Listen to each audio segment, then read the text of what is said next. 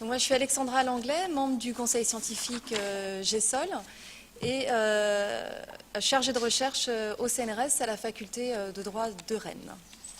Voilà. Et donc Jean-Luc Forge, je travaille à la Chambre régionale d'agriculture de Poitou-Charentes et j'anime le réseau mixte technologique Sol et Territoire qui est un réseau qui cherche à mieux connaître et valoriser les sols à l'échelle du territoire français. On va commencer avec le projet CESAT. Donc c'est vrai qu'on est plus habitué à ces acronymes dans le cadre du conseil scientifique. Donc c'est la conservation environnementale des sols, des espaces verts de l'agglomération Tourangelle.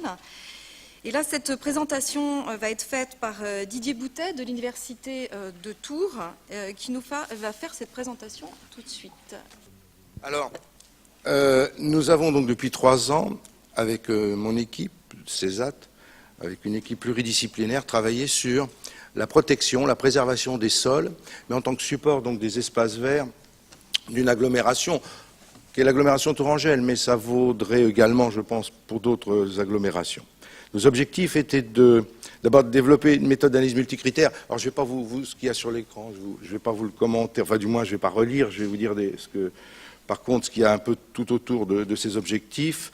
On voulait à plusieurs universitaires de formations différentes, des géographes, évidemment des scientifiques, enfin je veux dire des géographes, des juristes, des sociologues, eh bien s'interroger sur les moyens et les outils à mettre en œuvre pour protéger efficacement les sols dans les zones urbanisées lorsqu'ils sont des supports d'espaces verts. Et ça nous amenait à donc utiliser une méthode d'analyse multicritère, on y reviendra si vous me posez des questions. Ensuite, on a identifié les fonctions des sols urbains. Au départ, c'était notre but, puis ça a évolué, je vous le dirai par la suite. Ensuite, on a tenté de trouver des modes de régulation avec une combinaison, encore une fois, de différents objectifs, de différents moyens, suivant évidemment la nature des sols. Le constat de départ était que les sols supports d'espaces verts urbains constituent, et c'est ça je dis un mot fort, une réserve foncière potentielle pour les élus locaux. C'est-à-dire qu'il n'y a actuellement aucune protection efficace des sols supports des espaces verts urbains. Et il faut trouver donc des outils, il faut trouver des paravents, il faut trouver des obstacles à cet empirisme foncier des élus locaux qui considèrent qu'un espace vert, c'est une réserve foncière pour une anthropisation, une urbanisation future.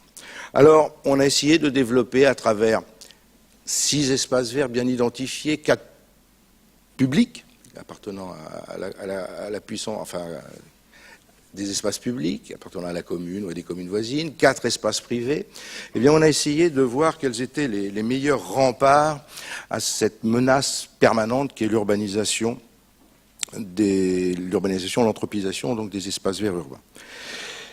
Et nous avons constaté que les fonctions et services remplis par ces espaces verts, finalement, ne diffèrent pas dans la perception qu'en ont les personnes des espaces verts agricoles, c'est-à-dire que c'est un cadre de vie, c'est un élément agréable dans une zone urbaine, mais pas plus.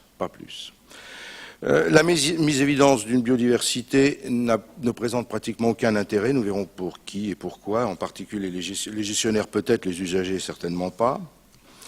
Et donc dans le prolongement de ces constatations, qui rendent extraordinairement vulnérables ces sols des espaces verts urbains, on a estimé, donc encore une fois toute l'équipe, quelles que soient nos approches scientifiques ou sociales ou juridiques, on a estimé que le meilleur moyen quand même de protéger ces sols, support encore une fois d'espaces verts, eh bien c'est de mettre en évidence les services qu'ils rendent à la société et donc de les assimiler à la société, aux populations, et donc de les assimiler pratiquement à un service public, en leur appliquant des règles du service public à la française de Léon Duguy, si on veut remonter plus loin, c'est-à-dire un principe d'égalité, à savoir que les sols supports d'espaces verts, ces espaces verts doivent contribuer à préserver l'égalité, la diversité des perceptions, des contacts, du relationnel. Principe de continuité, parce que nous avons aussi constaté que des espaces verts et des sols supports d'espaces verts privés étaient parfois sous la menace d'une disparition simplement par leurs propriétaires privés.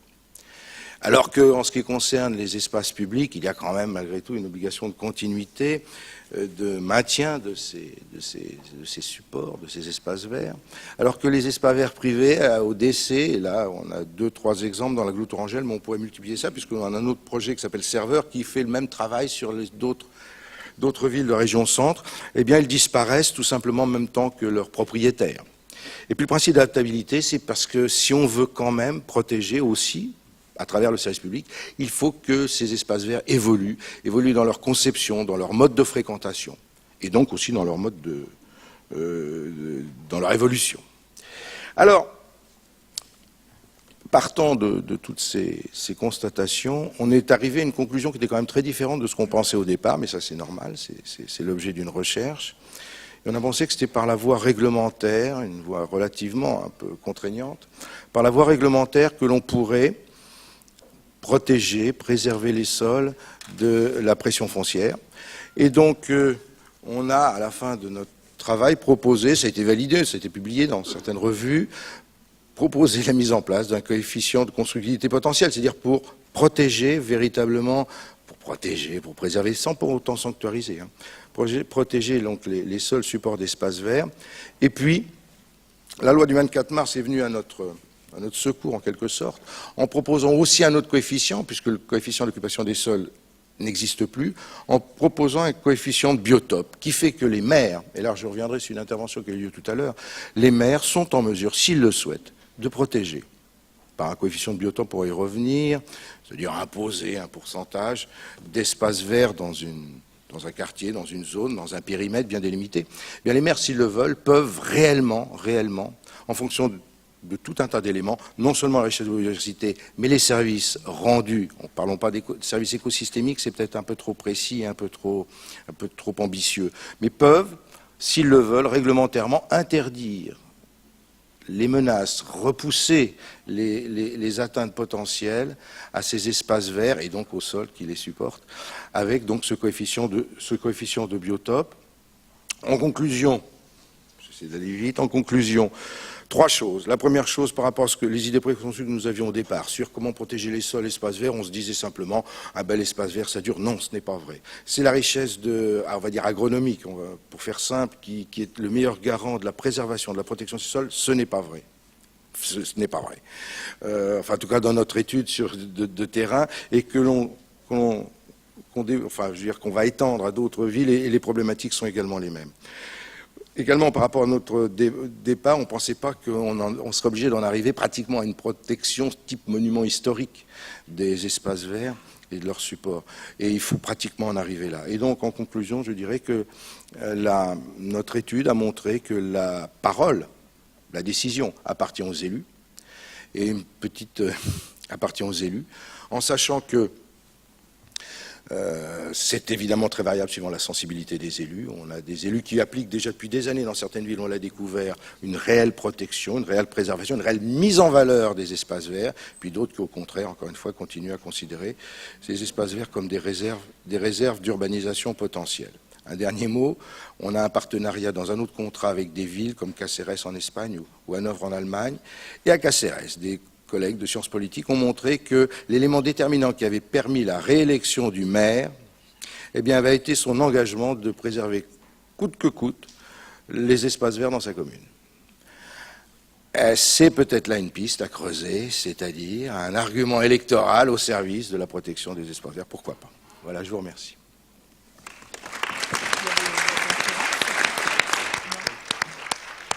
Philippe Billet, conseil scientifique GESOL. Juste une interrogation sur le coefficient de biotope que vous mettez en avant. Je suppose que vous êtes inspiré du système allemand qui est assez performant. Quelles sont pour eux des questions assez pratiques? Quels sont les paramètres que vous intégrez dans ce coefficient? Et notamment, les questions, comment interviennent les questions de naturalité dans ce biotope urbain? Alors vous avez raison de parler de l'Allemagne, parce que le législateur français s'est complètement inspiré de l'exemple allemand. Et même dans les travaux préparatoires de la loi, on cite en exemple la ville de Berlin par rapport au coefficient de biodiversité. Ça veut dire quoi? Ça veut dire qu'on intègre désormais dans la biodiversité à protéger dans les villes, non seulement les sols de pleine terre, les sols rapportés, les sols, je ne sais pas si on peut appeler ça comme ça, les scientifiques là vont réagir, mais je sais pas, mais les murs végétaux, les toitures végétalisées. Tous ces éléments-là sont pris en compte dès lors qu'il s'agit par un coefficient, de protéger, enfin, je veux dire, de mettre en valeur ce qu'on appelle un espace vert qui peut être vertical, horizontal, en sol. Et donc, le législateur a repris l'exemple allemand où, par exemple, sur un périmètre de 10 000 hectares, si un coefficient de 10%, donc 1000 hectares d'espace vert qui pourront se décliner en espace vert pleine terre, en espace vert artificiel, enfin je ne sais pas comment dire, en mur végétal ou avec la terre rapportée, ou bon, et tout cela aboutissant. Alors c'est une vision très comptable. Je suis en train d'étudier l'exemple allemand, n'est pas forcément, mais c'est vrai qu'il y a des résultats. Je citais Hanovre tout à l'heure. Hanovre a vraiment mis en place une réglementation où le moindre mètre carré anthropisé et le moindre mètre carré urbanisé doit être compensé par un autre mètre carré gagné sur une zone urbaine, par exemple. Mais encore une fois, ces coefficients dépendent de la volonté des élus. Vous pouvez prendre toutes les réglementations européennes, nationales que vous voulez. Si les élus ne souhaitent pas mettre en place, et là le coefficient de biodiversité est complètement facultatif, si les élus ne le souhaitent pas mettre en place, ils ne le mettront pas en place. Ils n'imposeront pas ces contraintes-là. Et même si la loi prévoit des sanctions, parfois on préfère payer des amendes et des intérêts moratoires plutôt que d'appliquer la loi. Nous présentons notre projet dédié à l'utilisation des sols urbains et périurbains, à la recherche d'une alternative au modèle pavillonnaire. Le projet a été réalisé à partir de 2009 jusqu'à 2012. Donc, parmi nos partenaires nombreux, nous avons les scientifiques, les professeurs, les administrations, associations, musées russes et français. Donc, contextualisation du problème étudié nous a obligés à prendre en compte l'urbanisation accrue de la planète, accompagnée par une crise à 3 dimensions que nous avons pris en compte. Donc, environnement, pauvreté, violence. Et la problématique étudiée, c'est le modèle pavillonnaire qui participe à l'étalement urbain, pollueur et destructeur des sols. La réponse, construire la ville sur la ville que nous trouverons un petit peu partout en France, est-ce que correspond, elle, à l'état actuel et aux besoins, aux demandes de la société et de la personne? Donc, les questions posées. Et donc, nous parlons de 2 types d'habitation aujourd'hui qui sont le modèle pavillonnaire et l'habitat en immeuble collectif. Alors, le modèle pavillonnaire, eh bien, il est préféré dans les enquêtes depuis 1950 par 80% environ des citadins. Alors, il est mal vu parce qu'il pollue, etc., mais il est préféré. Et on a orienté vers de beaux immeubles. Celui-là est plutôt joli. Alors, ce sont de belles cabanes pour les lapins, mais le lapin, il a besoin de sortir de sa cabane. Et pourquoi ce modèle pavillonnaire est privilégié par les citadins? Eh bien, il y a trois fonctions principales qu'on retrouve dans les enquêtes. Il permet d'être chez soi, de maîtriser la distance aux autres. Deuxièmement, il répond à une demande d'environnement naturel. Et puis, il offre un accès aux diverses fonctions du sol. C'est-à-dire, on peut mettre de la pelouse, mais si demain il y a une crise, on peut mettre des pommes de terre, on peut mettre des choses pour les enfants, etc., etc. Alors, si le pouvoir politique dit qu'il faut construire la ville sur la ville, et puis qu'on construit de plus en plus haut, on aura... La question, c'est comment on va compenser, comment on va additionner un rapport à la nature qui corresponde à des besoins de la personne humaine. Si ça n'est pas fait, on aura c'est pas démocratique, parce que... Ensuite, c'est un mode de vie qui est un peu inhumain, qu'on peut compenser de diverses manières, mais c'est générateur de violence. Alors, on a regardé la Russie. Donc, notre référence, c'est la Russie, une agriculture urbaine familiale à grande échelle, où parmi les citadins, on trouve de la moitié à 70%, et sont les jardiniers. Donc, les jardiniers qui possèdent de 300 à 1000 et aujourd'hui plus des mètres carrés, des parcelles. Donc, nous calculons plus ou moins 24 millions de parcelles, dont 10 millions dont les collectifs de jardins multifonctionnels, on s'appelle ça, et 80 000 collectifs gérés par des associations ou des coopératives. Donc, ces jardins, ils sont multifonctionnels et c'est évolutif.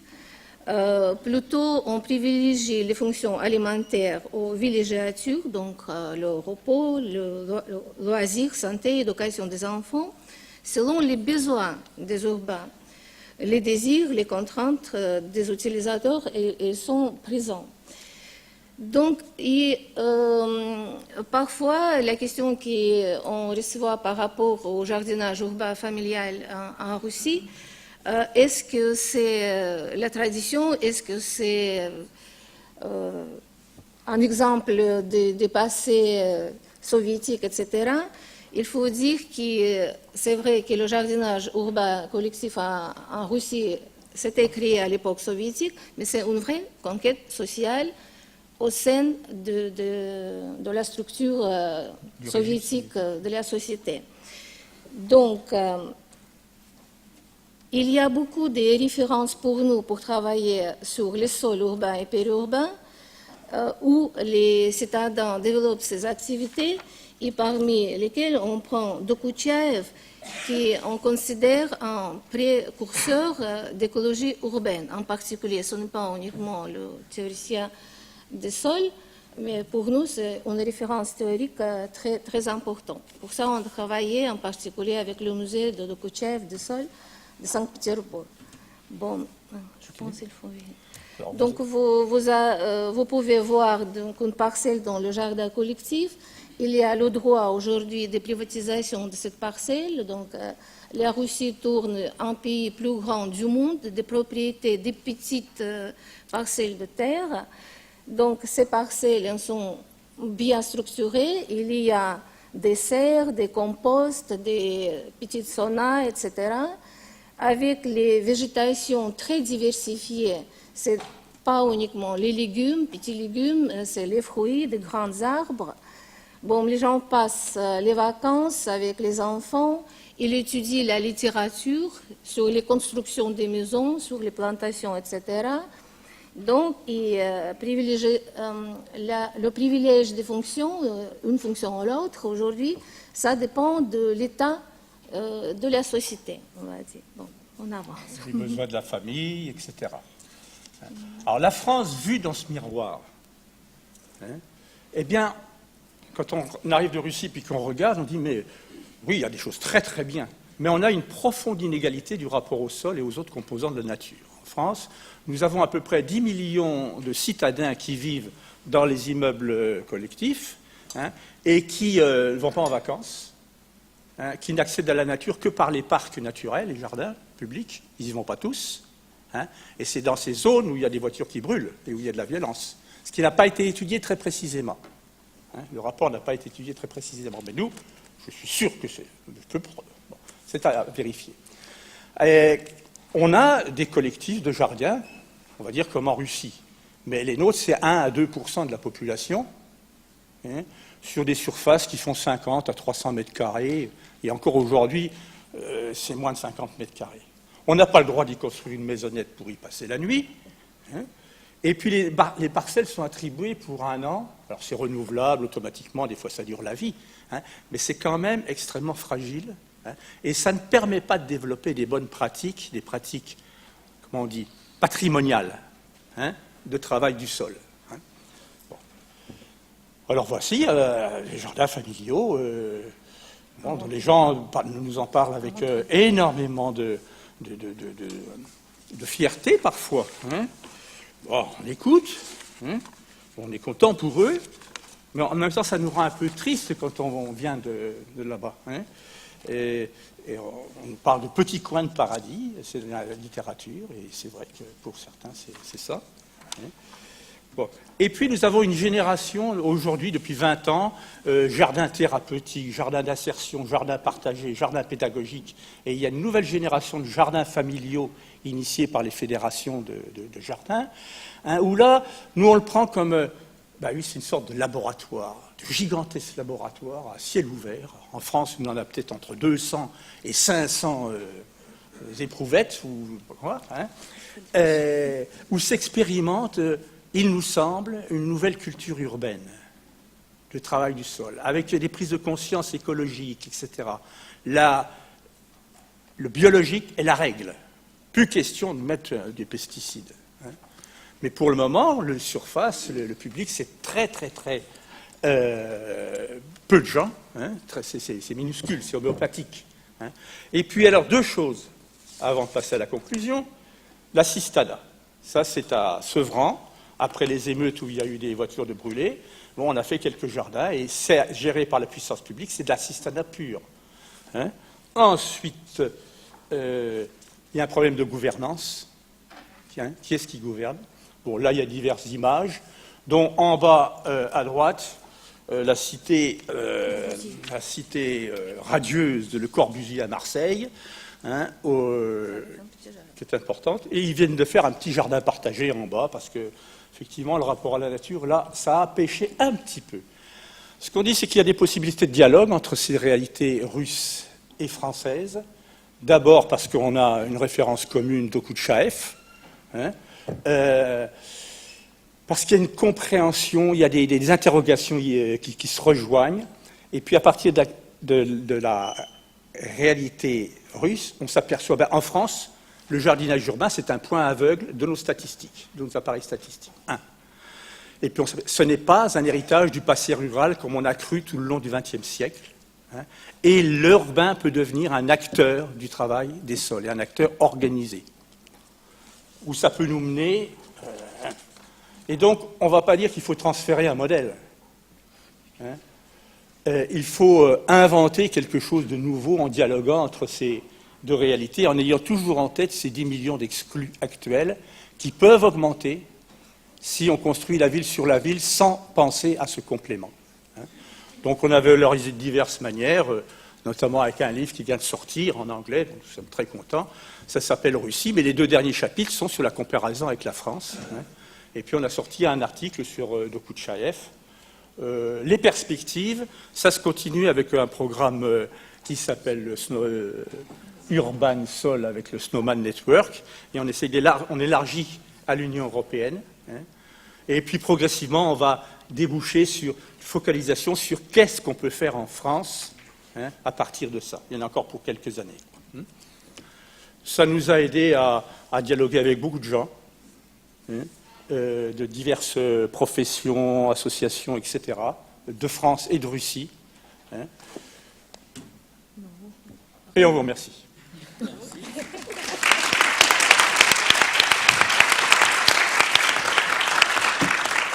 Oui, merci. Ça, c'est un sujet très, très intéressant. Je viens juste l'autre semaine de Berlin.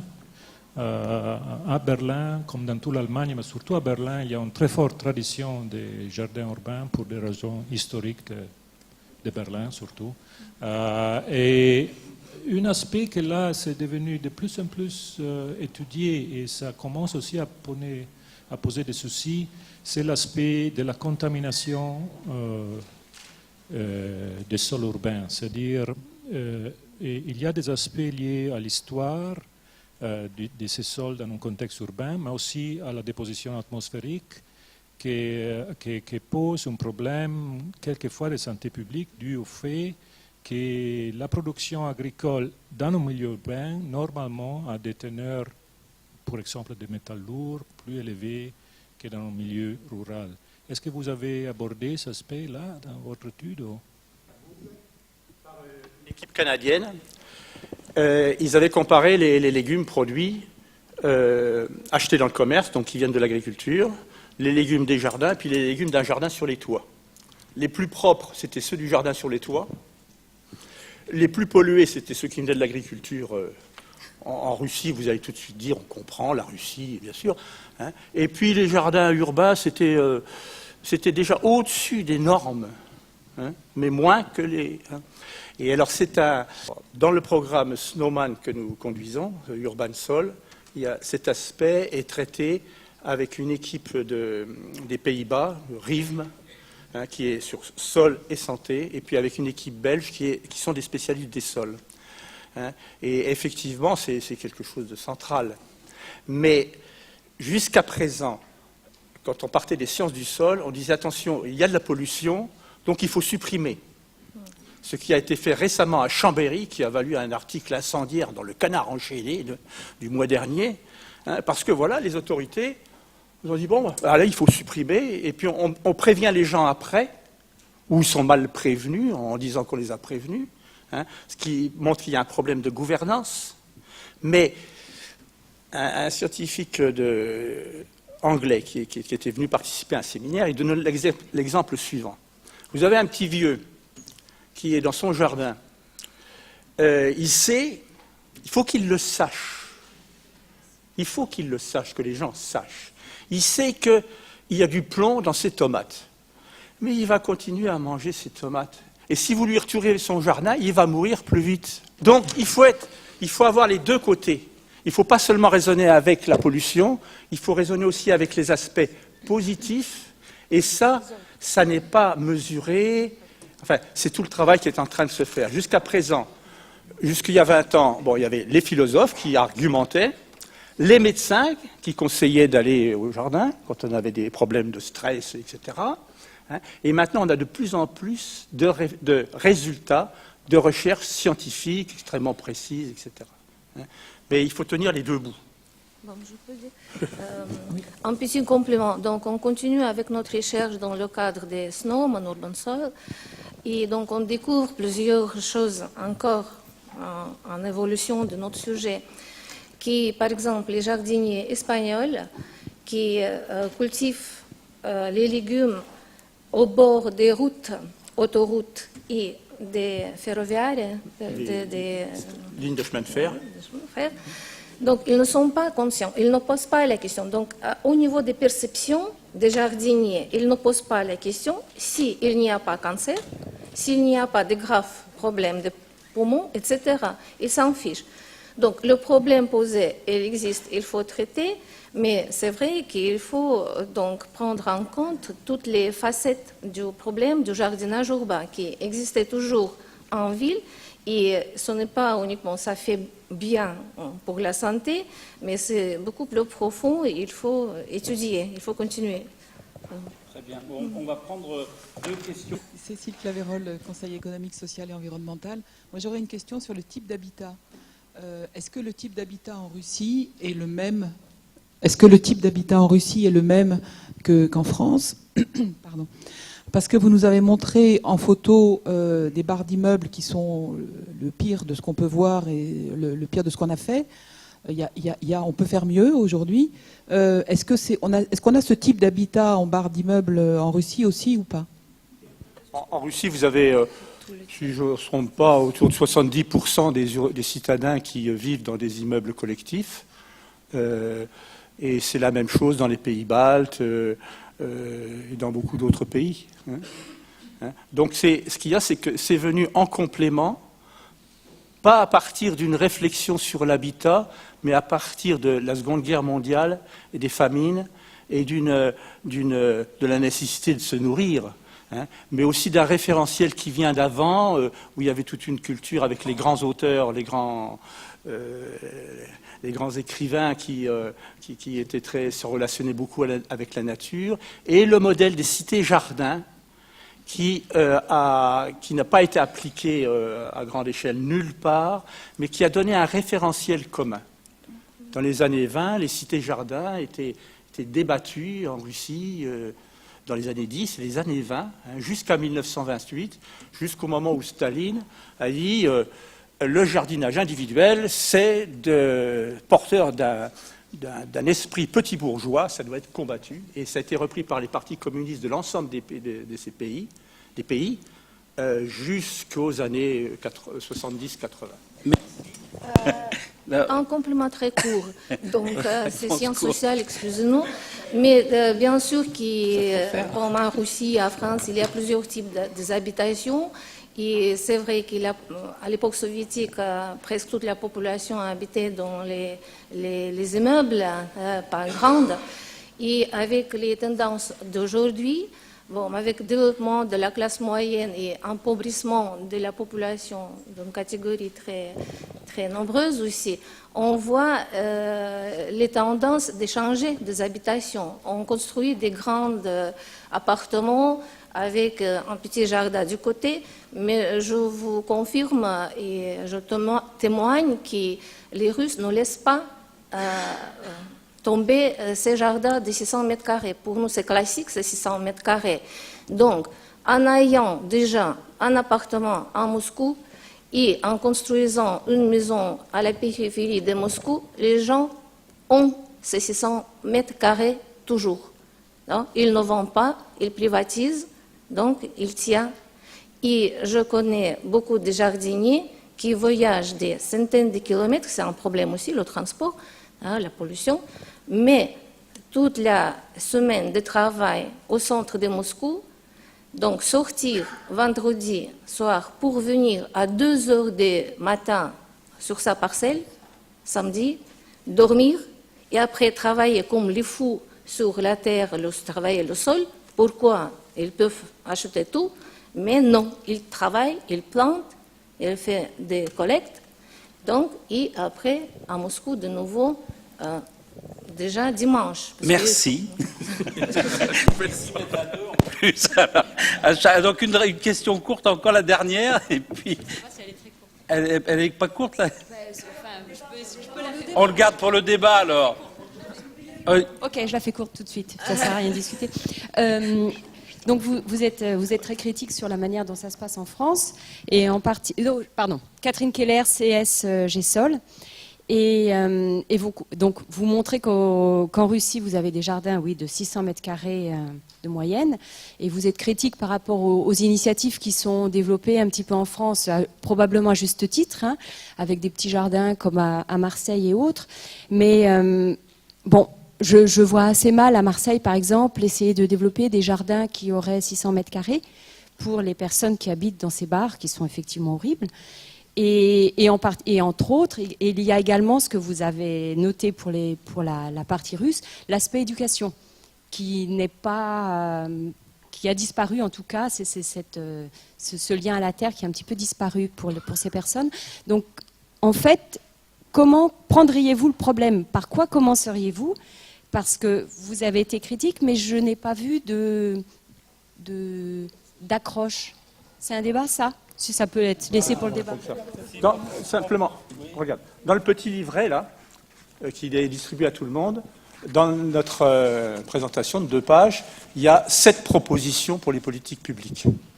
Elles sont mises là. Donc on ne les répète pas tout de suite. Hein. Alors, pour la présentation d'Hélène Brive, l'intitulé précis est le projet COSAC, Construction et circulation des connaissances sur les services écosystémiques des sols en agriculture de conservation. COSAC a été un projet de sociologie des sciences, donc on va changer un petit peu d'univers, dont l'objectif a été l'étude des processus de production de connaissances dans différentes situations d'interaction entre des scientifiques et des profanes. J'utilise ici le mot profane dans le sens que lui donne la sociologie des sciences, c'est-à-dire juste d'extérieur à la science. Donc ça ne veut pas dire qu'un profane ne sait rien, c'est juste ce n'est pas un scientifique. Le projet s'est basé sur l'étude de 3 situations d'interaction entre ces scientifiques du sol et les profanes. D'une part, un projet de recherche interdisciplinaire financé par l'ANR qui était centré sur l'agriculture de conservation. Donc l'agriculture de conservation des sols, c'est l'ensemble, pour faire bref, des techniques de diminution de travail du sol.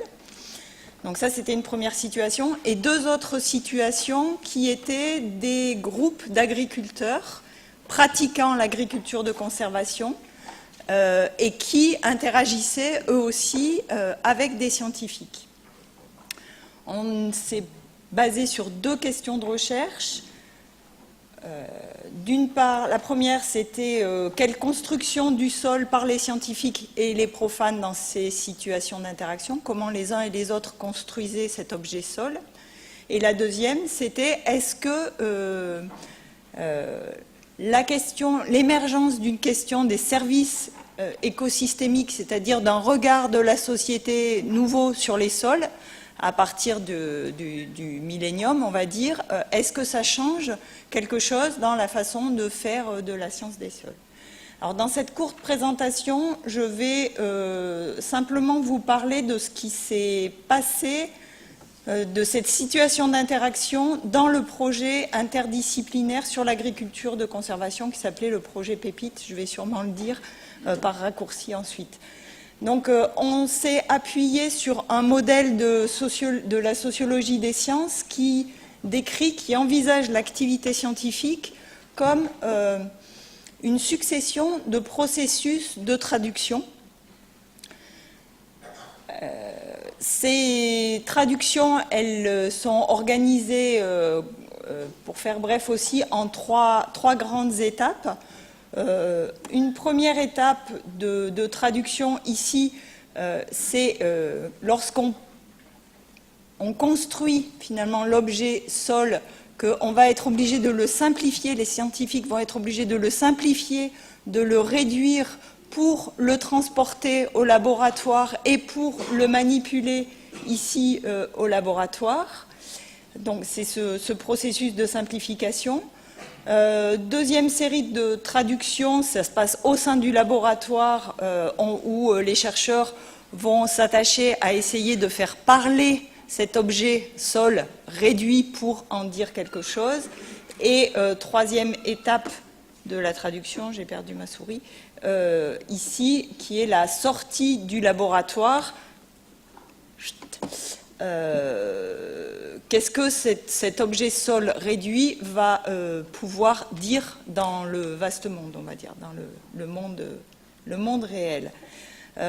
Au sein du projet qu'on a étudié, ce qui a été énormément débattu, c'est ce premier processus de traduction, cette réduction, cette construction de l'objet sol pour sa mise en expérimentation au laboratoire, autour de la question, finalement, qu'est-ce qui fait un bon représentant du sol pour pouvoir parler de l'agriculture de conservation?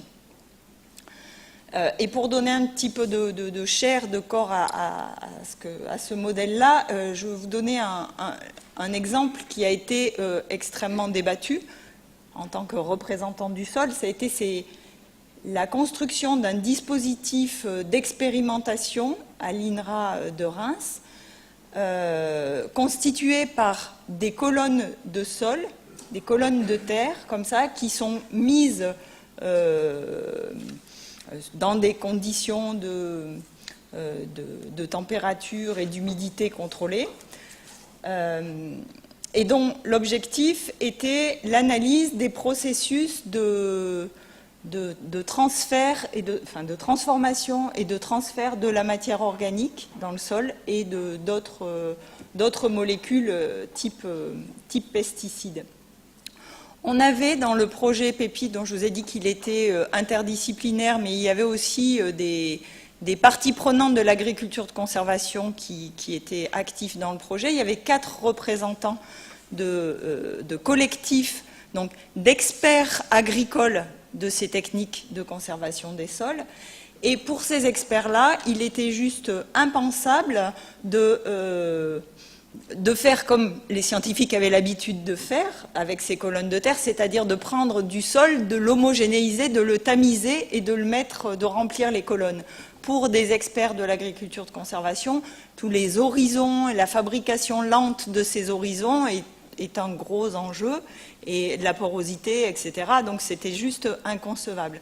Donc les scientifiques des sols là, qui ont travaillé avec ces colonnes ont été obligés, ça a été négocié, on va dire, Le tamisage, oui, parce que c'est obligé pour pouvoir faire les mesures sur ces colonnes, mais de préserver les horizons. Ça a été tamisé par horizon, et en particulier le 0,5 cm qui était si cher aux agriculteurs en conservation. Ont été négociés aussi les mulch, les résidus de récolte qui étaient installés à la surface de ces colonnes, dont vous avez des photos ici, pour que ce ne soit pas des mulch modèles faciles pour les scientifiques, mais des mélanges de cultures qui correspondent à des vraies cultures pour ces gens-là. Il y avait aussi des demandes de la part des autres scientifiques du projet qui disaient il faut aussi que ça soit des mulch que nous on étudie par ailleurs en dehors de ces colonnes de terre dans d'autres dispositifs expérimentaux. Il faut aussi que la terre qui est dans ces colonnes elle vienne des mêmes champs que ceux que nous on étudie par ailleurs, etc. Donc de multiples négociations sur ce que représente ce sol dans ces colonnes. Et puis j'allais dire la cerise sur le gâteau, ça a été quand d'autres personnes ont dit mais nous ce qui nous intéresse c'est vraiment la macroporosité de ces sols, et en particulier celle qui est générée par l'activité des lombrics, et donc il est inconcevable de ne pas avoir des lombrics dans ces colonnes. Et il était difficilement concevable pour les gens habitués à travailler sur ces colonnes d'y mettre des vers de terre dedans. C'est pourtant ce qu'ils ont fait, ils ont essayé, vous voyez là dans la photo du démoulage de la colonne, on voit un lombric qui s'échappe bien vivant. Ça, je passe, j'ai pas le temps.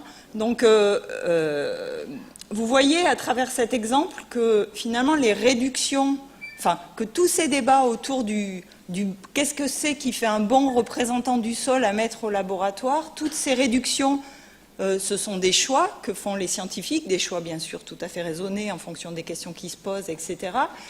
Mais que ces choix, on n'imagine pas toujours, ils peuvent être discuter avec des gens qui ne connaissent rien à la discipline scientifique qui est questionnée là.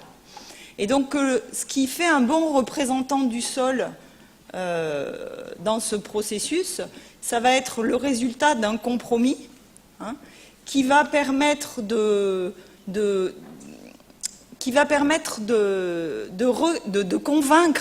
convaincre les profanes finalement que c'est un bon représentant, parce que ce qui se joue dans ce processus de traduction 1 là, que je vous ai présenté sur le modèle tout à l'heure, c'est la capacité après à sortir du laboratoire. Parce que si en tant que profane je ne suis pas convaincue que ce sur quoi les scientifiques travaillent c'est un bon représentant du sol qui m'intéresse moi, alors évidemment, je ne serai pas convaincue par ce qu'ils vont pouvoir me dire de ce sol-là.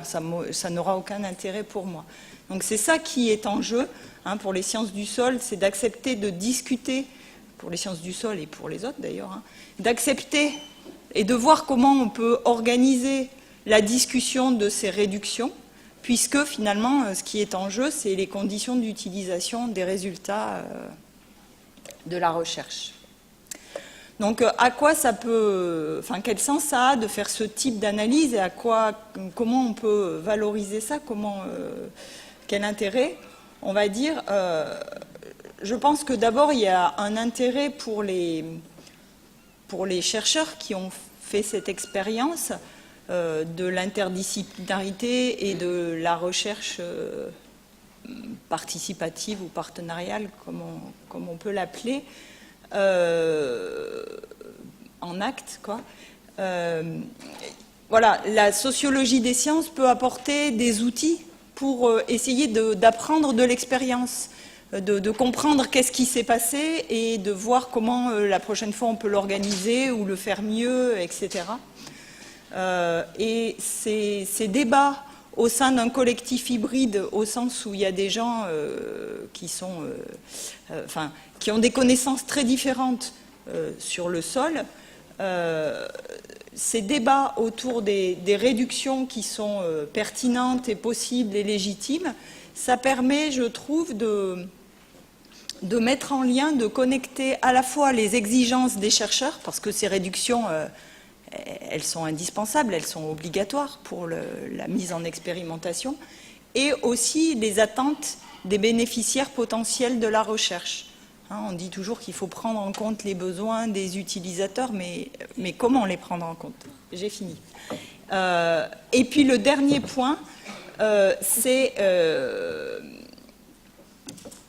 il me semble, pour la destination on va dire peut-être des financeurs ou des organisateurs des projets de recherche, c'est que ces déplacements dans la construction d'un objet de recherche, ça constitue à mon avis un résultat déjà intéressant de la recherche. Et c'est pas que on le fait souvent passer comme de la cuisine interne finalement, et on n'en donne pas de visibilité, mais c'est un résultat de la recherche et qui devrait être valorisé comme tel.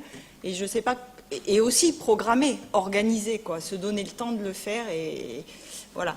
Donc ça, c'est, je pense, un élément à prendre en compte dans l'évaluation et les financements des programmes. Et de même aussi, un autre point, c'est de penser la sortie du laboratoire dans le temps des projets de recherche. Parce que là, dans l'exemple que je vous ai donné, finalement, on a beaucoup discuté ces réductions pour que ce représentant du sol il puisse parler aux praticiens de l'agriculture de conservation. Mais finalement, on est arrivé à la fin du projet de recherche. Chacun présente ses résultats et chacun part de son côté. Et du coup, cette vraie sortie du laboratoire, cette mise à l'épreuve du monde réel, eh ben, on n'a pas le temps de le faire, quoi, dans le cadre du projet. Voilà.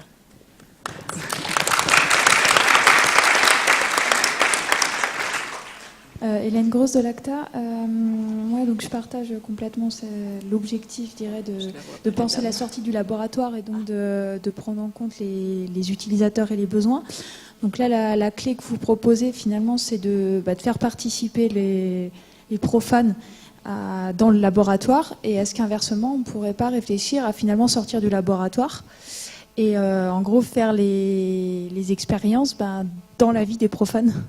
Enfin, c'est pas. Du coup, je vais pas pouvoir répondre complètement, mais voilà, je vous ai présenté une des situations d'interaction. Les deux autres, c'était justement en dehors du laboratoire, notamment quand des praticiens de l'agriculture de conservation interpellent des chercheurs pour leur dire venez dans nos champs et venez voir ce qui s'y passe. Et alors, juste pour faire court, quand on veut produire de la connaissance, même dans des champs, même en dehors du laboratoire, cette question de la réduction, de comment on fait pour produire des connaissances, comment on contrôle certains paramètres, etc., elle ne va pas se poser de la même manière, mais elle va se poser quand même quand on veut faire des expérimentations, même au champ. Mais par contre, il y a beaucoup d'autres questions qui se posent, c'est évident. Plein d'autres choses se passent. Une question sur la représentativité du profane. En fait, comment avez-vous choisi vos profanes ?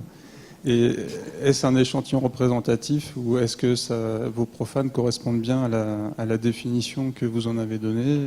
Est-ce que vous avez pris des gens que vous avez rencontrés disons, par hasard, ou est-ce que c'est des gens choisis? Voilà. Excusez-moi, est-ce que vous pourriez juste vous présenter? Oui, pardon. Olivier Fouché, École des Ponts. Alors, la définition que j'ai donnée de profane, c'est pas des gens qui ne connaissent rien. Hein. J'ai bien dit que c'était des gens juste qui étaient extérieurs aux sciences du sol. Dans le cadre de ce projet-là, c'était des experts en agriculture de conservation. Je pense 4 des plus grands, enfin des personnes en France qui sont le plus en situation de connaître l'agriculture, les pratiques liées à l'agriculture de conservation. Donc ils n'ont pas été choisis par hasard. Et donc il n'y a pas de question de représentativité au sens de...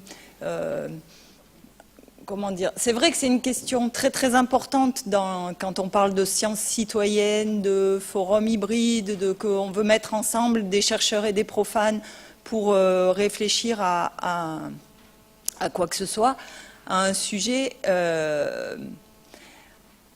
On peut réfléchir, en fonction des sujets sur lesquels on veut travailler, des objectifs, on peut réfléchir à cette question de la représentativité de la société, mais en général, la société, ça ne veut pas dire grand-chose. On parle plutôt de public concerné, souvent. ou de parties prenantes, ou voilà, et de se dire, voilà, si ma question c'est l'agriculture de conservation, alors qui est-ce qu'il vaut mieux aller chercher? Qui c'est qui saura le mieux en parler? Mais là aussi, moi je vous ai parlé des bons représentants du sol, mais de la même manière, on peut se poser la question de qui sont les bons représentants des pratiques de l'agriculture de la conservation, et les bons représentants des chercheurs, et etc.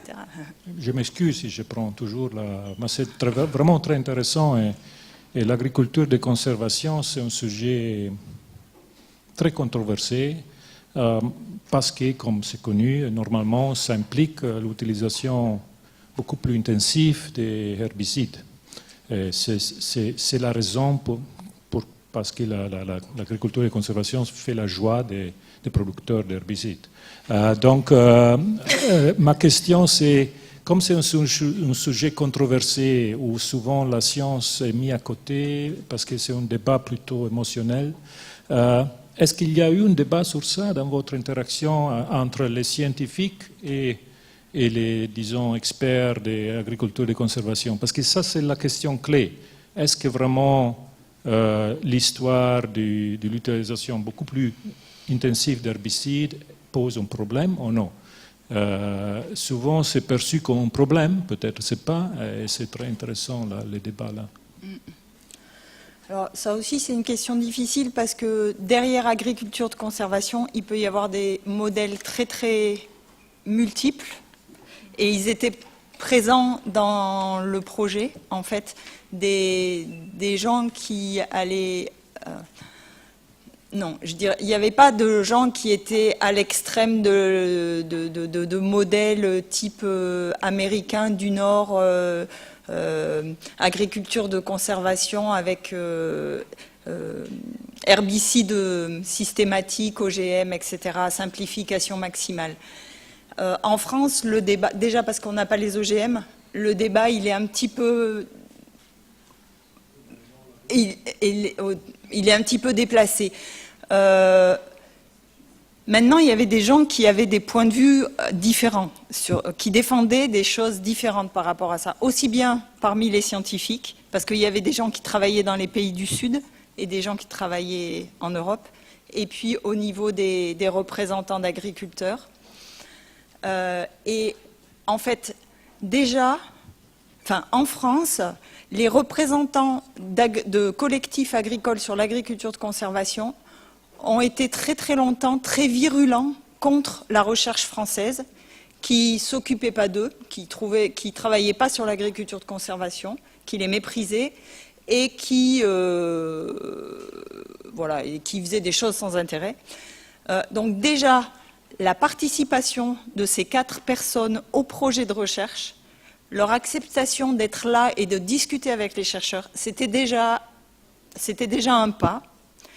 Et le fait qu'ils, dans ces débats, ils se sont rendus compte que ces discussions autour de comment on fait de la recherche, qu'est-ce qu'on met en expérimentation, quelles questions on se pose, etc., c'était compliqué des fois pour les chercheurs et je pense que ces 4 personnes-là, en tout cas, ils auraient aujourd'hui un discours beaucoup moins radicalement critique sur la façon de faire de la science. On poursuit avec la dernière intervention de Claude Compagnonne qui vient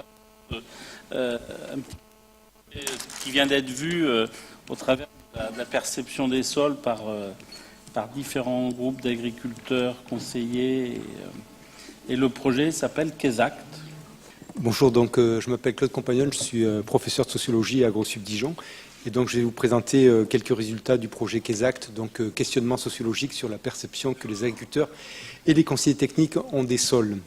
Donc ce projet avait comme objectif en fait de faire émerger les conceptions que les agriculteurs peuvent avoir des sols et de leurs usages. Et en fait, le but, c'était de montrer ce qu'on pouvait intuiter d'une certaine manière, que finalement, les sols, selon les agriculteurs, selon leur mode de production, ce ne sont pas les mêmes choses. Quand je dis que ce ne sont pas les mêmes choses, ils ne conçoivent pas les choses de la même façon. Et l'objectif secondaire, c'est finalement d'avoir des éléments pour appréhender la manière dont ces conceptions d'agriculteurs peuvent s'articuler avec celles plus savantes, donc dans la lignée de ce qu'a pu présenter Hélène tout à l'heure, et comment ces informations elles peuvent circuler d'un milieu social à un autre, et ce milieu social pouvant être le milieu des agriculteurs en agriculture de conservation et ceux en agriculture conventionnelle ou raisonnée. Et puis c'était aussi de produire un questionnaire, donc qu'on puisse passer à un ensemble d'agriculteurs pour recueillir des données sur cette question des conceptions des sols. Le dispositif il a été conçu de la façon suivante.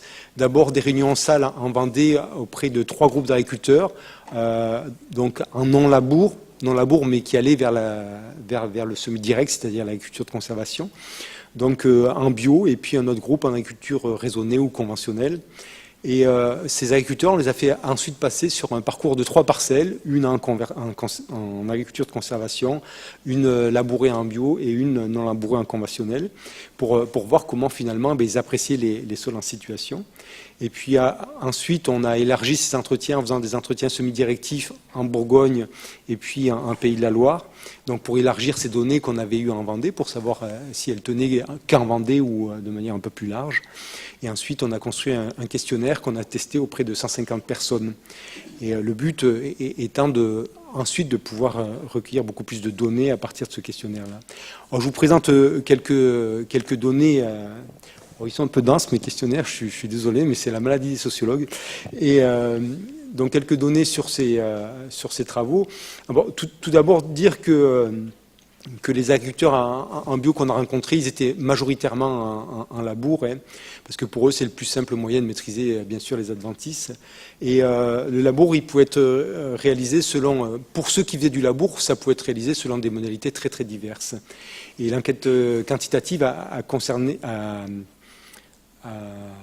valider cet aspect-là, et en montrant qu'il y avait la moitié des agriculteurs qui disaient labourer l'ensemble de la surface, alors qu'il n'y en a qu'un tiers qui disent ne labourer qu'une partie selon des modalités diverses que vous voyez dans la diapositive. Et puis 10% sur 10 disent ne pas labourer du tout leur sol. Alors, c'est pour ça qu'un des critères qui a été utilisé, nous, pour former les groupes, lors des entretiens collectifs, était de savoir s'ils avaient toujours une charrue ou s'ils avaient vendu. Et s'ils avaient vendu la charrue, eh bien, voilà, ils faisaient autrement. Et puis, en général, vendre la charrue, c'était basculer forcément dans un autre mode de production. Ce que l'on voit sur la manière dont ces agriculteurs apprécient les choses, eh bien, on a essayé de tester pour voir quel sens ils mettaient en œuvre. Alors, bien sûr, la vue est le sens le plus cité, mais on va avoir aussi des sens comme le toucher et l'odorat. Et dans les entretiens collectifs en Vendée, on a vu que les agriculteurs en agriculture de conservation étaient ceux qui déployaient le plus grand nombre de sens pour appréhender en fait leur sol, jusqu'à l'odorat, mais un odorat qui peut être négatif ou positif, la bonne odeur du sol suite à une pluie par exemple, et alors que finalement pour les bios qu'on avait en Vendée, qui étaient des bios convertis après 2000, c'était ceux qui déployaient le moins de ces sens-là, alors qu'on les a retrouvés en position intermédiaire dans les entretiens semi-directifs. Et on voit aussi qu'il y a une relation très forte entre la posture sur le parcours de parcelle des agriculteurs et puis ce qui a été dit en salle, c'est-à-dire les entretiens qu'on a eu en salle où on leur a demandé de dire comment ils s'y prenaient, eh bien on a vraiment vu sur le parcours de parcelle qu'effectivement ils mettaient réellement ces sens-là en œuvre, et en plus on les a filmés, donc ça nous a permis de voir comment ils s'y prenaient, d'analyser a posteriori la chose. Mais ce qui est important de voir, c'est que dans l'enquête quantitative, il y a 90% des agriculteurs qui disent que la vie du sol est quelque chose d'essentiel et le sol est un milieu de vie biologique, ce qui est quand même pas rien. Et on s'est aperçu dans l'enquête, surtout en Vendée, que l'agriculture de conservation, elle bousculait l'ensemble des autres agriculteurs qui ne procédaient pas, qui continuaient à labourer sur la manière de définir ce qu'était leur pratique. Et dans l'enquête quantitative, c'est quand même pas rien de voir que 90% des agriculteurs disent que la vie du sol est quelque chose d'essentiel. Alors, sur les outils qu'ils peuvent utiliser pour appréhender ce qu'est un sol, il y a bien évidemment l'analyse du sol et puis le profil de sol. Alors, si l'analyse de sol est quand même un outil qui est grandement utilisé, on s'aperçoit que les agriculteurs en bio ou en non-labour, eh bien, disent l'utiliser que quand il y a des problèmes, et puis disent que ça ne leur sert plus à grand-chose, puisque, ayant basculé d'un autre mode de production, et en particulier les agriculteurs en agriculture de conservation, ou en non-labour, pardon, eh bien, pour eux, toutes les abacs ordinaires eh bien, ne servent plus à identifier la façon dont va réagir leur sol, bien qu'ils puissent se trouver, au point de vue analyse, dans une situation qui ne paraît pas très favorable. Alors, les profils de sol sont aussi est un outil qui est utilisé surtout par les agriculteurs en agriculture de conservation et finalement très peu par les autres agriculteurs. Et on voit que près de la moitié des agriculteurs qu'on a enquêtés dans l'enquête quantitative disent ne jamais effectuer de profil de sol et 10% en faire régulièrement. Et on voit qu'il y en a 10% qui disaient aussi ne plus labourer précédemment. Alors, on a aussi interrogé les agriculteurs pour... c'est une question assez directive. Dites-nous ce qu'est un bon et mauvais sol. C'est-à-dire, eh bien, ce qu'on voulait faire, c'est tester la manière dont ils qualifient un bon sol et un mauvais sol. Et ce qui a été très intéressant, c'est de voir comment les agriculteurs en agriculture de conservation se sont saisis de cette opposition en disant, eh bien, il y a bien des bons sols et des mauvais sols, alors qu'en Vendée, dans les entretiens collectifs, les agriculteurs ont dit, il n'y a pas de bon ou de mauvais sol, il y en a de plus ou moins bons, mais ce qui fait qu'un sol est bon ou pas, ben, c'est la manière dont on le travaille, c'est-à-dire la manière dont on le fait devenir quelque chose. Et on voit bien que cette opposition pour un agriculteur en agriculture de conservation, elle est importante parce que, eh bien, pour eux, il y a bien des sols morts, des sols dégradés, et des sols qui sont vivants, etc., et qui ne sont pas dus qu'au travail du sol, précisément parce que l'agriculteur ne fait plus de travail, mais qui laisse travailler les lombrics comme ils le disent. Les agriculteurs en agriculture de conservation ou en non-labour définissent un bon sol comme un sol qui vit, où la matière organique en surface se dégrade correctement et rapidement. Alors que la position des agriculteurs en labour est plus ambivalente, certains d'entre eux étant en train de passer justement soit de passer vers l'agriculture de conservation, soit de ralentir la fréquence des labours. Alors, par contre, dans l'enquête quantitative, lorsqu'on pose directement la question comme ça, pour savoir s'il y a de bons ou de mauvais sols, eh bien, on voit que 90% des agriculteurs vont dire qu'il y a des bons et des mauvais sols. Et le mode d'enquête, en fait, il va énormément jouer sur la finesse qu'on peut avoir autour de cette qualification de ce qui est un bon ou un mauvais sol. Alors rapidement, ce qu'on essayait de voir aussi, c'est si l'équipement des sols, drainage et irrigation, jouait sur la manière dont les agriculteurs percevaient ces sols.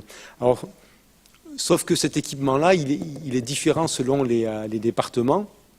Et puis, finalement, pour le drainage, on s'est aperçu que finalement, les agriculteurs des Pays de Loire ou les agriculteurs en non-labour de Vendée avaient une vision plutôt négative du drainage, parce que c'est lourd d'un point de vue pratique, et puis la réglementation est de plus en plus lourde aussi pour la protection des zones humides, et donc c'était une vraie contrainte. Et pour l'irrigation, on s'est aperçu bien qu'en Vendée, la plupart irriguaient, ce qui n'était pas le cas dans les autres départements, et on s'aperçoit qu'il y a une perception qui est à la fois négative et positive en fait de cette irrigation. Eh bien évidemment, c'est positif parce que ça assure l'implantation des cultures et ça apporte un confort de travail, mais c'est aussi, ça amène aussi des problèmes au niveau des ressources en eau qui sont limitées. Et pour les agriculteurs en Vendée, aussi par l'absence d'alternance entre moments secs et moments humides dans les sols, qui fait que d'une certaine manière, les sols semblent se dégrader, donc il y a une perte de rendement qui est identifiée du fait de cette non-alternance sec-humide. Et ce qui est noté aussi par les agriculteurs, il y a un vrai souci autour de l'appauvrissement en matière organique et en calcium. Et dans l'enquête quantitative, on se rend compte que 3/4 des agriculteurs sont préoccupés par un appauvrissement en matière organique, et puis la moitié par un appauvrissement en calcium. Et dans les entretiens qualitatifs, en fait, eh bien, on s'aperçoit que l'amendement calcique est mis en avant principalement par les agriculteurs en labour, C'est-à-dire que eux, eh bien, c'est un vrai souci pour eux, alors que ceux en conservation vont dire on le résout autrement, ce problème d'amendement calcique. Et puis l'amendement humifère est traité dans les entretiens individuels par tous les agriculteurs, c'est-à-dire ce problème du taux de matière organique, il est très présent. Alors, je vais m'arrêter à cette dernière diapo.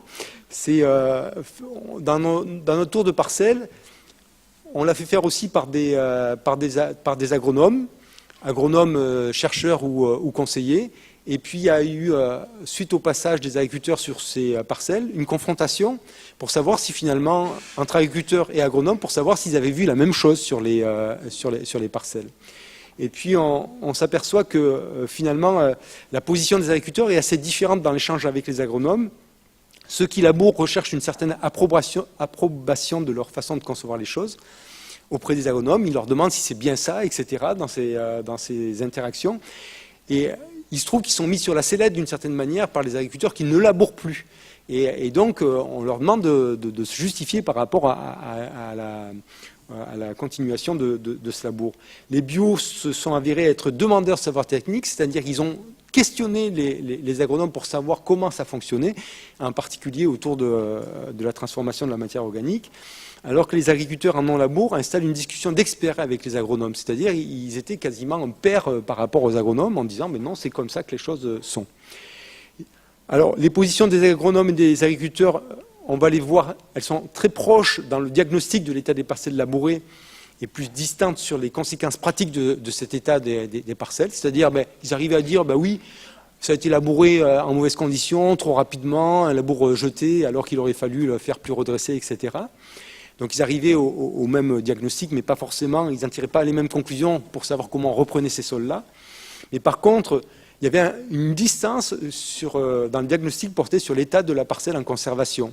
C'est-à-dire pour eux, non, ils ne voyaient pas du tout la même chose entre les agronomes et puis les agriculteurs, ce que pouvait être l'état de ces parcelles-là.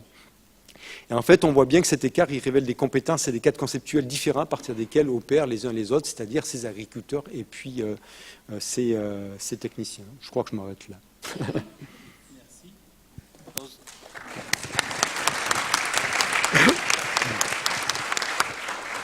Oui, Claude Foulon, Agriculture, Environnement. En ce qui concerne les technologies hors sol, on sait faire pousser une tomate, on y arrive. Mais en ce qui concerne le sol, on a très peu de connaissances, comme c'est un peu un débat scientifique. Moi, je voudrais savoir qu'est-ce qu'on a en pourcentage sur les bactéries, sur les champignons du sol. Mis à part la mycorhisation, là, on a un peu de connaissances. Mais qui fait quoi et pour qui et comment? Voilà, c'est ça que je voudrais savoir aujourd'hui. Je ne sais pas si Claude. Il y a une discussion cet après-midi sur la biodiversité. Donc, je sais même pas si cet après-midi, il y a une discussion sur la biodiversité des sols. Donc, c'est peut-être. Voilà. Donc, ça sera peut-être rapporté à cette session. Une autre question. Je voulais simplement, c'était profiter pour Madame, là, comme elle a évoqué le sociétal. Je veux dire, en fait, ce qu'il faut faire, c'est déjà commencer par savoir où en sont les scientifiques. Voilà, c'est ça que je voulais vous dire. Merci. Winfried Blum, beaucoup Université de Vienne, Autriche. Ma question se réfère plutôt à votre approche méthodologique. On peut regarder le problème entier de deux côtés, du sol, avec des indicateurs du sol, matière organique, etc., et les succès ou les résultats de l'aménagement agricole, c'est-à-dire récolte, etc., etc. Et la question, de mon avis, est comment séparer les deux aspects dans les réponses. Parce que il est très difficile de relier certaines caractéristiques du sol, matière organique, avec une récolte de telle façon. C'est-à-dire l'approche de discuter un résultat peut être relié à la qualité du sol ou peut être relié au succès de l'aménagement. Je comprends la question en sachant que nous, dans les entretiens, mais effectivement, lorsqu'on demandait aux gens d'appréhender ce qu'étaient les sols, c'est les sols en situation, c'est-à-dire les sols tels qu'ils les avaient. Et lorsqu'on était dans les entretiens collectifs en Vendée, eh bien, c'était des sols qui étaient pour la plupart irrigués. Et finalement, ceux qui arrivaient à avoir des problèmes d'irrigation, c'est ceux qui avaient des pertes de rendement, enfin une diminution du rendement, et qu'il attribuait justement à cette non-alternance du sec et de l'humide au cours d'un cycle annuel.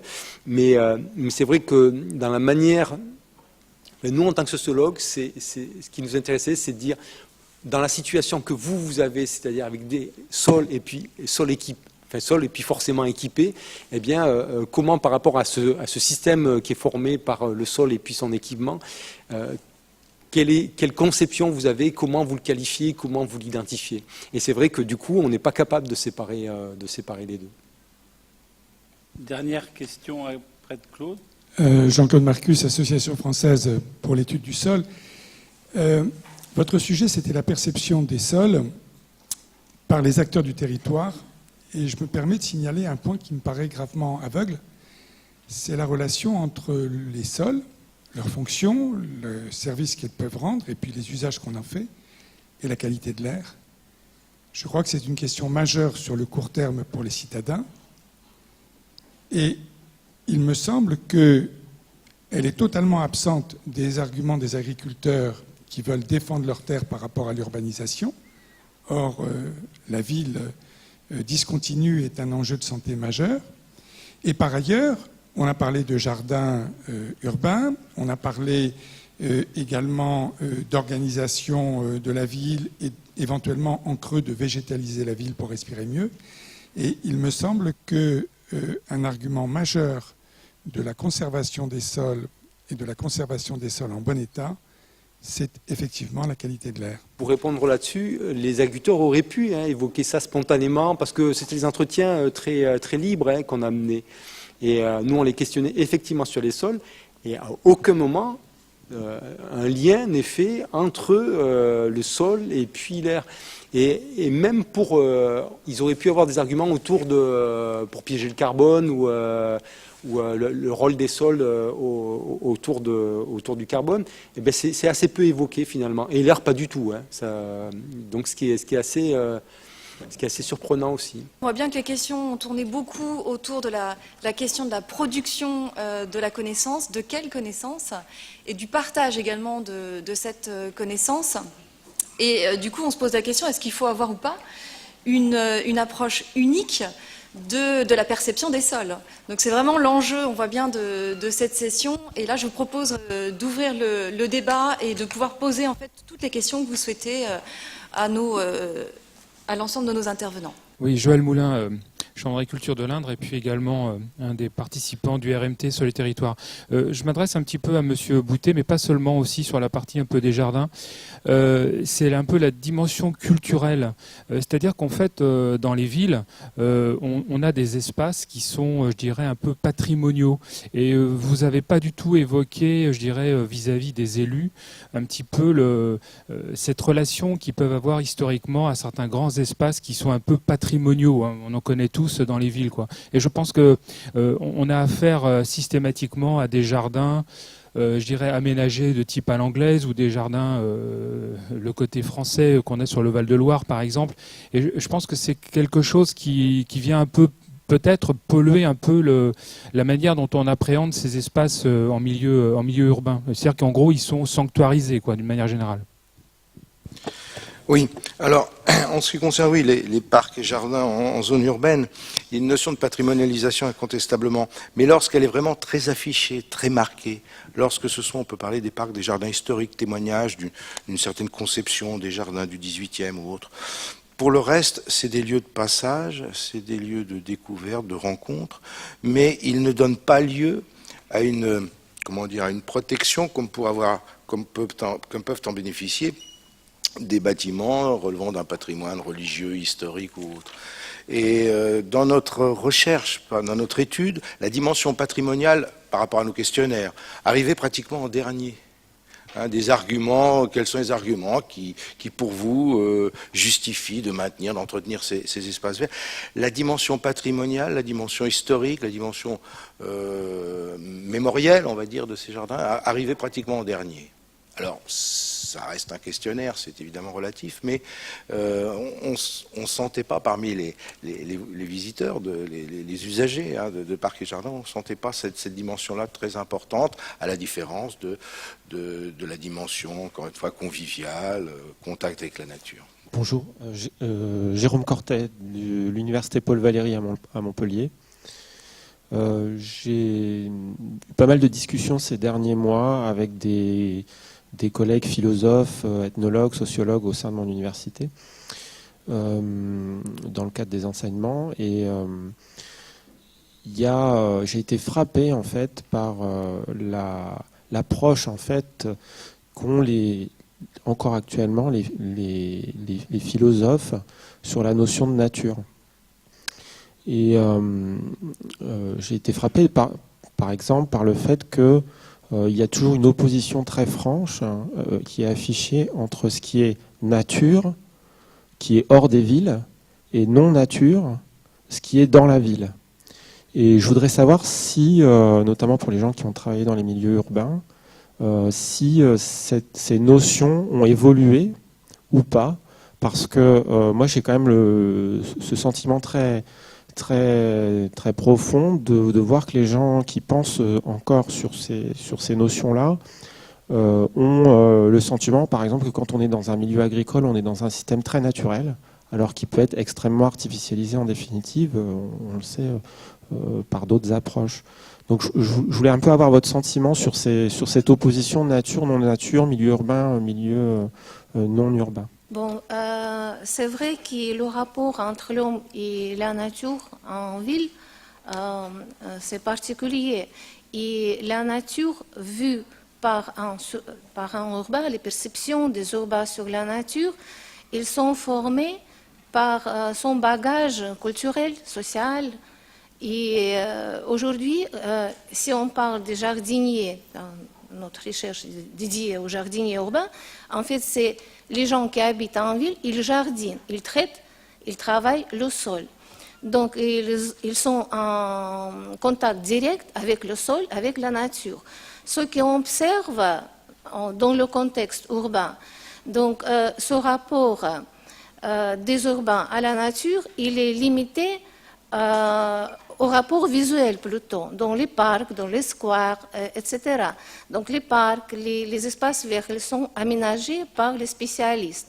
Et les spécialistes, ils sont chargés de son bagage aussi, culturel, social, etc. Donc, et en fait, on ferme les urbains dans les murs en ne permettant pas ce rapport direct avec la nature naturelle, vivante. Et la nature apparaît en forme très artificialisée. Et cette artificialisation de la ville, elle nous conduit à ce que nous avons aujourd'hui, des problèmes un petit peu partout. Et ce qui ne correspond pas, comme notre recherche montre, aux besoins existentiels de l'homme qui habite en ville. Donc, si on parle des discussions philosophiques, moi, je pense qu'il faut poser la question sur repenser la ville, réinventer la ville. Et donc, tout de suite, on pose la question sur la contradiction entre la zone rurale et la zone urbaine. C'est quoi la ville aujourd'hui? Donc, et partout, dans tous les domaines de connaissances scientifiques, ces questions apparaissent dans l'architecture. Quand les scientifiques, par exemple, ils cherchent à introduire, on va dire, l'agriculture dans les habitats urbains. Bon, nous connaissons très bien les projets des cités-jardins, qui ce n'est pas marché, mais quand même, il y a les restants des cités-jardins, même en France, on a trouvé, où aujourd'hui les jardins familiaux règnent. Ils travaillent là-bas. Donc, par toutes les formes de contact entre un habitant en ville et la nature que nous avons trouvées, nous avons analysées, on peut dire qu'aujourd'hui, c'est vrai que la ville, elle doit être repensée. Et la nature vivante, elle doit être présente. Et le sol vivant, il doit être présent en ville. Bon, je ne sais pas, on peut parler longtemps. Oui, juste pour abonder sur cette... Enfin, répondre à votre question de la conception de la nature dans les... Je ne suis pas philosophe, hein, mais sur cette question... Je suis sociologue, mais sur cette question du concept de nature, de conception de la nature dans les sciences sociales, il y a beaucoup de connexions entre sociologie, anthropologie, histoire et philosophie actuellement, et de réflexion sur ce que c'est que la nature, et notamment des objets mal identifiés, actuels, tels que les OGM. Enfin, ça pose beaucoup de questions. Est-ce que c'est naturel? Est-ce que c'est pas naturel? Etc.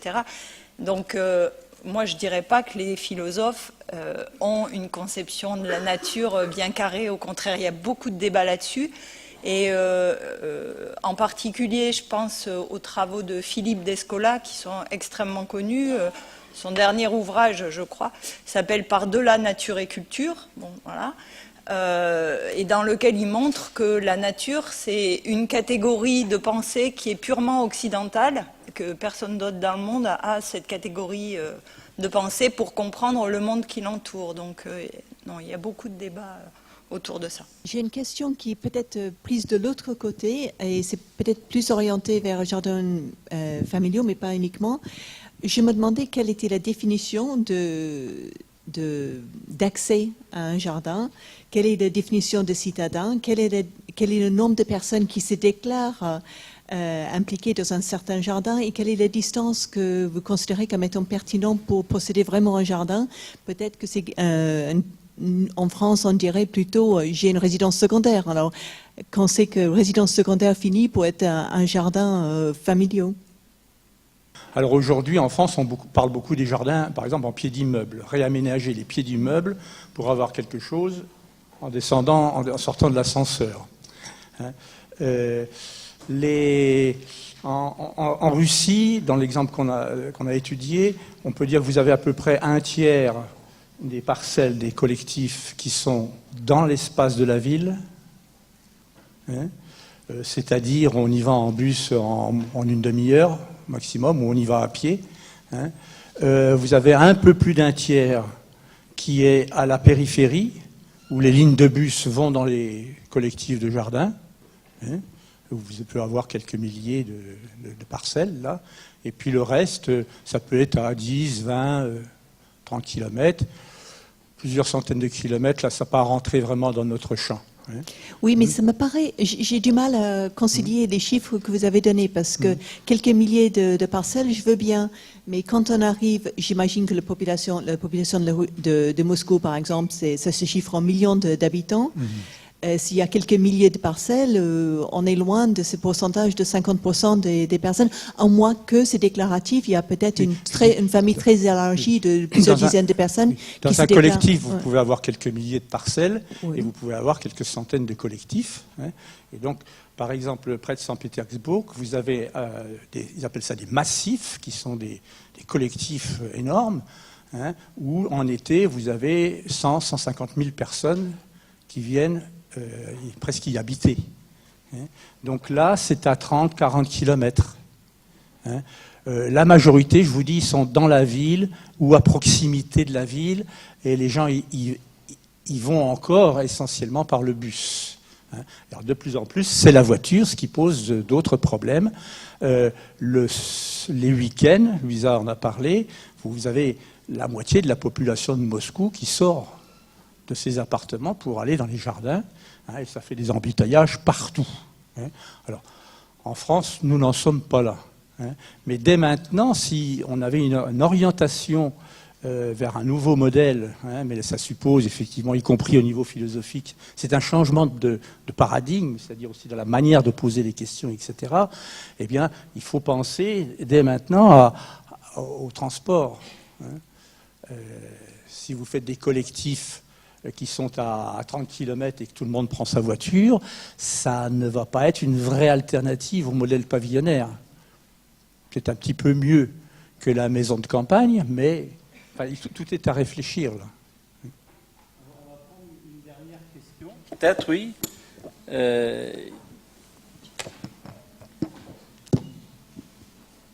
Il y en a une ici, il y en aura une autre, urgente ou... Oui, et puis voilà. Alors on en prend deux alors. Oui, bonjour, Dominique Taille, chercheur conseil. J'ai donc une question sur les jardins familiaux. Il me semble qu'il faudrait quand même faire prendre des précautions et faire une relativisation, notamment dans le rapport au jardin, le rapport à la terre. Et dans les deux cas, donc Russie, France, on est dans déjà une relativisation par un peu le modèle d'agriculture. Il y a un rapport il me semble qu'il y a un rapport à chercher, à trouver entre modèle pavillonnaire et type d'agriculture. Pourquoi je dis ça? C'est qu'en France, le modèle pavillonnaire français est quelque part influencé par les suburbs américains, qui, c'est comme le décrivait Verboten plutôt, qui est le pré sans la vache, hein, la petite maison posée sur son écrin de pelouse. Et il y a sûrement une relation à trouver aussi avec le modèle d'agriculture intensive. Et en Russie, on a un modèle d'agriculture intensive aussi, mais qui a eu quelques ratés pour notamment des épisodes de famine, etc. Et il me semble que le jardin est apparu un peu comme une alternative, comme une économie de subsistance, quelque part, pour pallier à ces ratés. Donc il me semble qu'il y a des constructions historiques différentes dans chacun de ces pays, et qu'il faudrait rapporter vos conclusions à ces constructions historiques différentes pour peut-être essayer d'aller plus loin et ne pas avoir des déconvenus. Merci. Donc, on prend le jardinage urbain comme un phénomène universel, déjà. Ce n'est pas des petites parcelles parce qu'il n'y a pas possibilité d'acheter des légumes, etc. Non, les jardins russes, ils sont enracinés très profondément dans le sens universel, parce que le jardinage urbain accompagne la société humaine longtemps, on va dire. Et derrière des jardins collectifs russes, il y a encore le phénomène des dachas, des ussadьба, des votchina, des imения, etc. Pour être court. Je voulais savoir si la perception des sols par les agriculteurs dépendait de son mode d'exploitation, propriété, fermage. Donc on a essayé de voir effectivement si ça jouait, ces critères-là, et pas très peu en fait. Et au-delà de ça, on a essayé de voir s'il y avait des critères sociologiques qui jouaient. Et par contre, ce qu'on a vu, c'est qu'effectivement, les agriculteurs en agriculture de conservation, c'était ceux qui avaient un capital social et culturel plus élevé que les autres agriculteurs. Or, social, c'est ceux qui sont déjà dans des associations, qui sont très impliqués dans la vie communale, etc. Et puis culturel, qui a un niveau de diplôme plus élevé que les autres. Et c'est plutôt ça qui va jouer pour les différencier que réellement des structures d'exploitation. Donc, c'est pas tant le capital économique que d'autres formes de capitaux qui sont le capital social et le capital culturel. Merci beaucoup à l'ensemble des participants de cette première session.